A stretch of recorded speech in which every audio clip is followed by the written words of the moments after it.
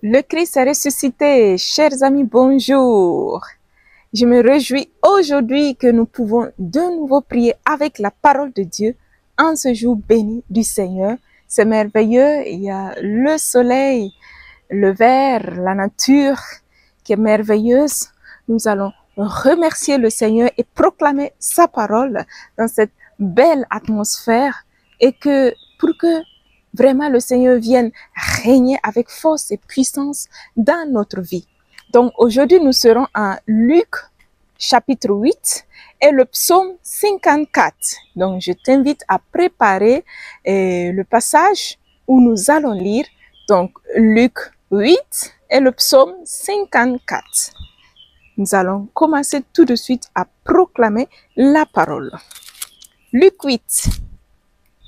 Et il advint ensuite qu'il cheminait à travers villes et villages, prêchant et annonçant la bonne nouvelle du royaume de Dieu. Les 12 étaient avec lui, ainsi que quelques femmes qui avaient été guéries d'esprits mauvais et de maladies. Marie, appelée la Magdalène, de laquelle était sorti cet démon, Jeanne, femme de Chuza, intendant d'Hérode, Suzanne et plusieurs autres qui les assistaient de leurs pieds. Comme une foule nombreuse se rassemblait et que toutes les villes on s'acheminait vers lui, il dit par parabole: le semeur est sorti pour semer sa semence, et comme il semait, une partie du grain est tombée au bord du chemin. Elle a été foulée aux pieds d'eux, et les oiseaux du ciel ont tout mangé. Une autre est tombée sur le roc, et après avoir poussé, elle s'est desséchée, faute d'humidité. Une autre est tombée au milieu des épines, et poussant avec elle, les épines l'ont étouffée. Une autre est tombée dans la bonne terre, a poussé et produit du fruit au centuple. Et se disant, il s'écriait: entends qui a des oreilles pour entendre. Ses disciples lui demandaient ce que pouvait bien signifier cette parabole. Il dit: à vous, il a été donné de connaître les mystères du royaume de Dieu. Mais pour les autres, c'est en parabole afin qu'ils voient sans voir et entendent sans comprendre. Voici donc ce que signifie la parabole. La semence, c'est la parole de Dieu. Ceux qui sont au bord du chemin sont ceux qui ont entendu, puis vient le diable qui enlève la parole de leur cœur, de peur qu'ils ne croient et soient sauvés. Ceux qui sont sur le roc sont ceux qui accueillent la parole avec joie quand ils l'ont entendue. Mais ceux-là n'ont pas de racines. Ils ne croient que pour un moment et au moment de l'épreuve, ils font défection. Ce qui est tombé dans les épines, ce sont ceux qui ont entendu. Mais au cours de route, les soucis, les richesses et les plaisirs de la vie les étouffent. Et ils n'arrivent pas à maturité. Et ce qui est dans la bonne terre, ce sont ceux qui, ayant entendu la parole avec un cœur noble et généreux, la retiennent et portent du fruit par leur constance. Personne, après avoir allumé une lampe, ne la recouvre d'un vase ou ne la met sous un lit. On la met au contraire sur un lampadaire pour que ceux qui pénètrent voient la lumière, car rien n'est caché qui ne deviendra manifeste. Rien non plus n'est secret qui ne doive être connu et venir au grand jour. Prenez donc garde à la manière dont vous écoutez, car celui qui a, on lui donnera. Et celui qui n'a pas, même ce qu'il croit avoir, lui sera enlevé. Sa mère et ses frères vinrent alors le trouver, mais ils ne pouvaient l'aborder à cause de la foule. On l'a informa: ta mère et tes frères se tiennent dehors et veulent te voir. Mais lui répondit: ma mère et mes frères, ce sont ceux qui écoutent la parole de Dieu et la mettent en pratique.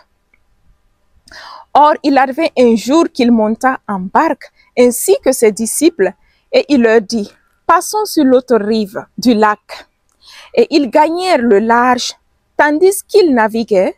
Il s'endormit, et une bourrasque s'abattit sur le lac. Il faisait haut et se trouvait en danger. S'étant donc approchés, ils le réveillèrent en disant « Maître, maître, nous périssons !» Et lui, s'étant réveillé, menaça le vent et le tumulte des flots. Ils s'apaisèrent et le calme se fit. Puis il leur dit « Où est votre foi ?» Ils furent saisis de crainte et d'étonnement. Ils se disaient l'un aux autres « Qui est donc celui-là qu'il commande même au vent et au flot et ils lui obéissent ?» Ils abordèrent au pays de Géraséniens, lequel fait face à la Galilée.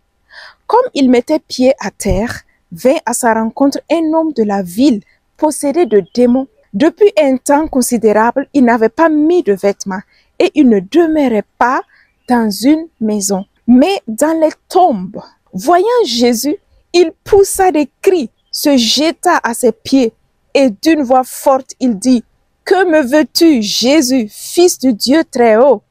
Je t'en prie, ne me tourmente pas. » Il prescrivait en effet à l'esprit impur de sortir de cet homme, car à maintes reprises, l'esprit s'était emparé de lui.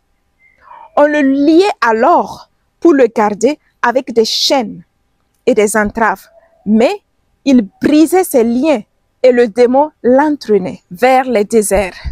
Jésus l'interrogea. « Quel est ton nom? » Il dit « Légion », car beaucoup de démons étaient entrés en lui. Et il le suppliait de ne pas leur commander de s'en aller dans l'abîme. Or, il y avait là un troupeau considérable de porcs en train de paître dans la montagne. Les démons supplièrent Jésus de leur permettre d'entrer dans les porcs, et il leur permit. Sortant alors de l'homme, les démons entrèrent dans les porcs, et le troupeau se précipita du haut de l'escarpement dans le lac et se noya. Voyant ce qui s'était passé, les gardiens prirent la fuite et rapportèrent la nouvelle à la ville et dans les fermes. Les gens sortirent donc pour voir ce qui s'était passé. Ils arrivèrent auprès de Jésus et trouvèrent l'homme dont étaient sortis les démons, assis, vêtu et dans son bon sens aux pieds de Jésus. Et ils furent pris de peur. Les témoins leur rapportèrent comment avait été sauvé celui qui était démoniaque. Et toute la population de la région des Césariens, des Géraséniens, pria Jésus de s'éloigner d'eux, car ils étaient en proie à une grande peur. Et lui, étant monté en barque, s'en retourna. L'homme dont les démons étaient sortis le priait de le garder avec lui, mais il le renvoya en disant « Retourne chez toi et raconte tout ce que Dieu a fait pour toi. » Il s'en alla donc proclamant par la ville entière tout ce que Jésus avait fait pour lui. À son retour, Jésus fut accueilli par la foule, car tous étaient à l'attendre. Et voici qu'arrive un homme de nom de Jaïr, qui était chef de la synagogue, tomba aux pieds de Jésus et le priait de venir chez lui, parce qu'ils avaient une fille unique, âgée d'environ 12 ans, qui se mourait. Et comme il s'en rendait, les foules le seraient à l'étouffer. Or, une femme atteinte d'un flux de sang depuis 12 années et que nul n'avait pu guérir, s'approcha par derrière et toucha la frange de son manteau, et à l'instant même, son flux de sang s'arrêta. Mais Jésus dit, « Qui est-ce qui m'a touché ?»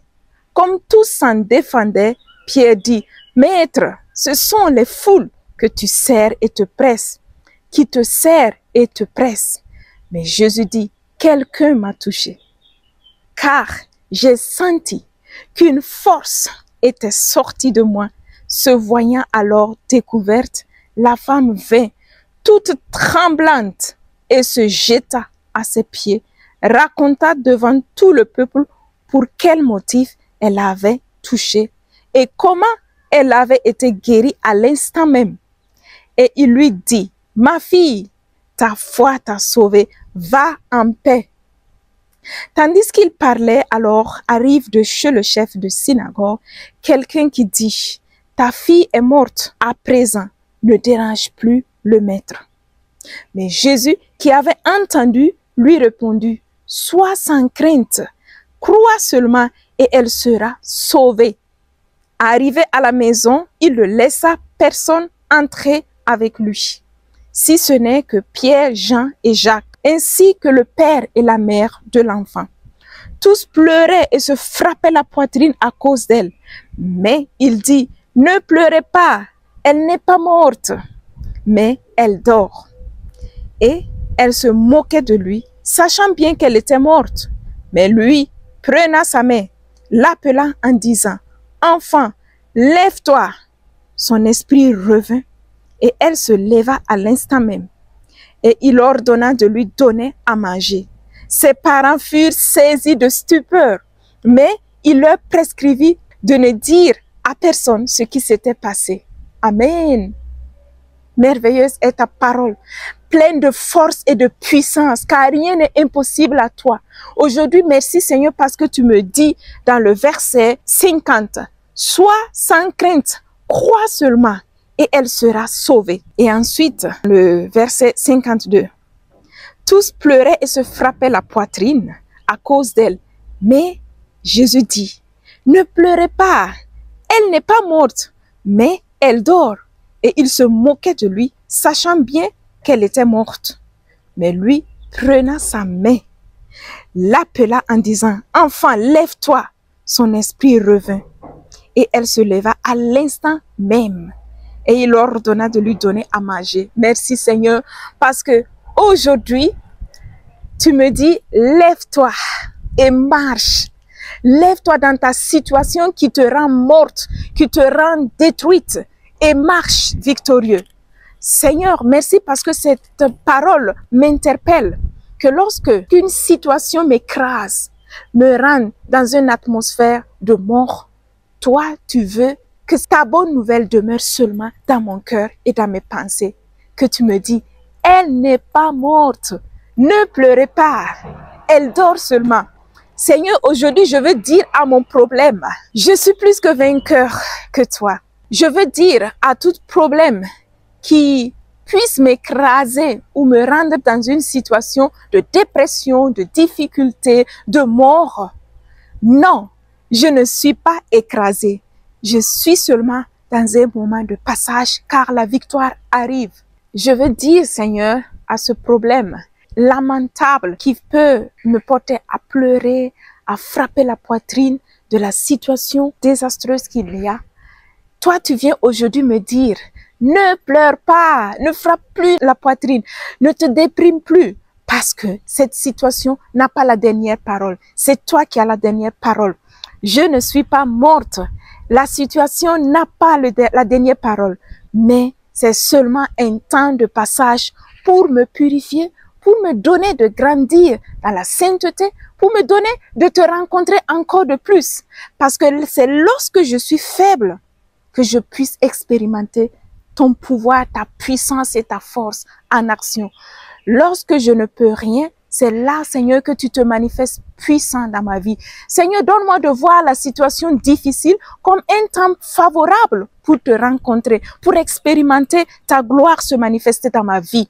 Seigneur, donne-moi de ne pas me plier au problème, mais de relever les yeux, le regard vers toi, car c'est avec toi que je suis plus que vainqueur. Je veux continuer de te rendre grâce en tout moment, à chaque instant, que ce soit dur, facile, difficile, les fêtes, les perturbations, les moments de deuil. Je veux te rendre grâce car rien ne t'est étranger. Tu sais tout.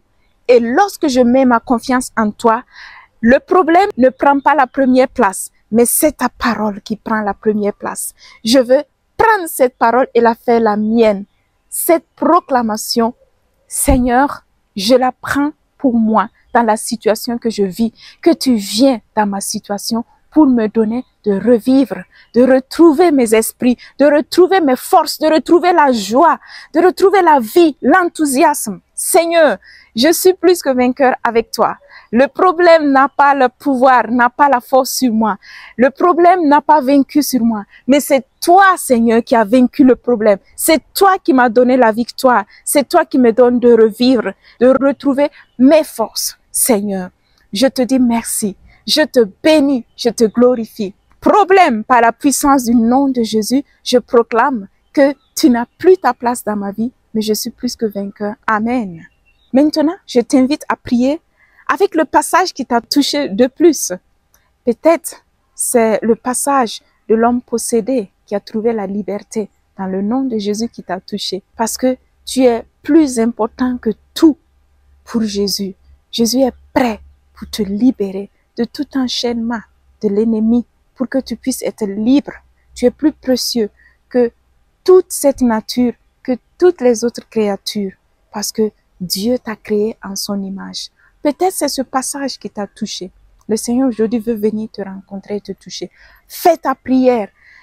Lis le passage qui t'a touché et dialogue avec le Seigneur. Fais ta prière par rapport à ce que tu vis comme tu m'as à peine entendu. J'ai prié avec ce passage lorsque Jésus est entré dans cette maison de la fillette qui était morte et Jésus a porté la bonne nouvelle de la vie et la vie en abondance. Et cette fillette a retrouvé la vie.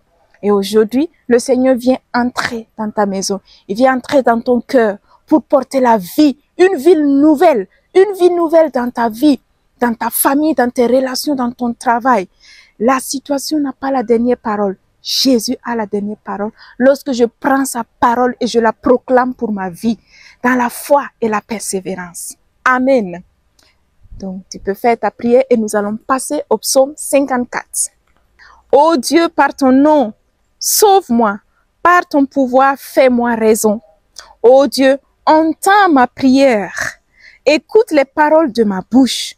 Contre moi ont surgi des orgueilleux, des forcenés pourchassent mon âme.